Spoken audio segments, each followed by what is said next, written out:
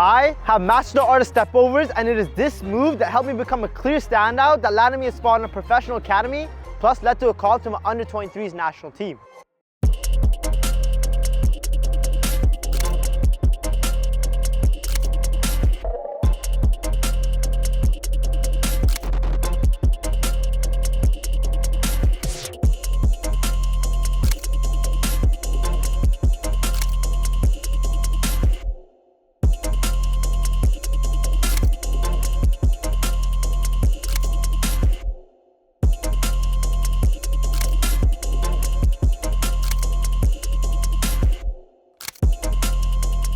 In this video, you'll learn how to master the art of stepovers in 3 super simple steps, plus how to apply it against others in real time when it matters. You'll become a stepover magician in just 30 days.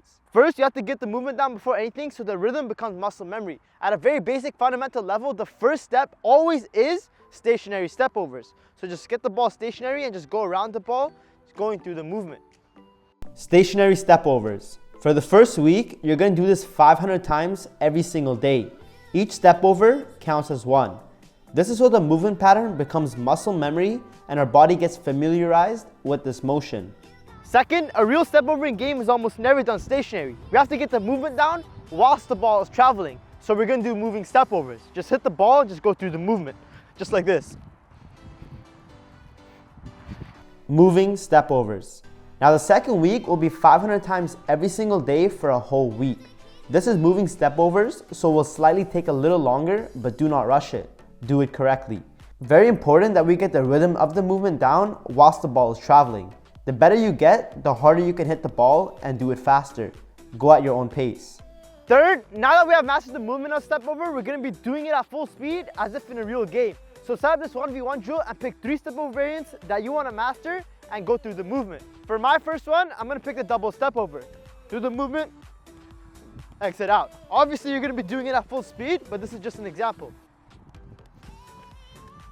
When you're going there, you're going to do it with your right. Coming back, you're going to do the same thing, but with your left. Second is going to be the single stepover.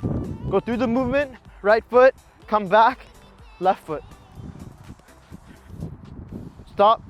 The third movement that we're going to choose is going to be the triple stepover. Going to go through it, 1, 2, 3, out.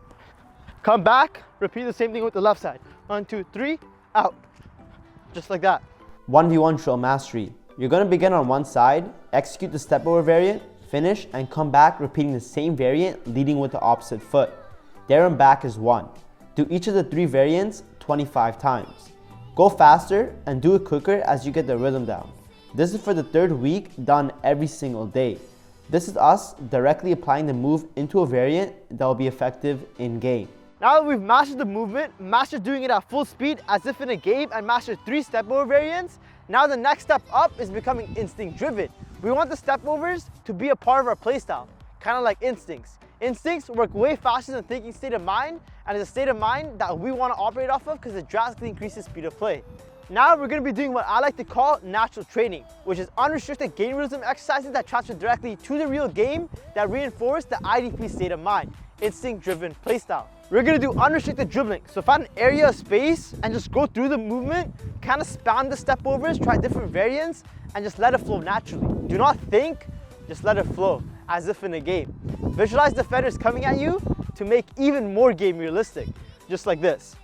Defender right here, double stepover, beat him, single stepover, beat him, cut back, go through the movement, double stepover, beat him again, single stepover, beat him. You're going to do this for 50 minutes continuous, and when you feel tired, just take a breath and just go back to it.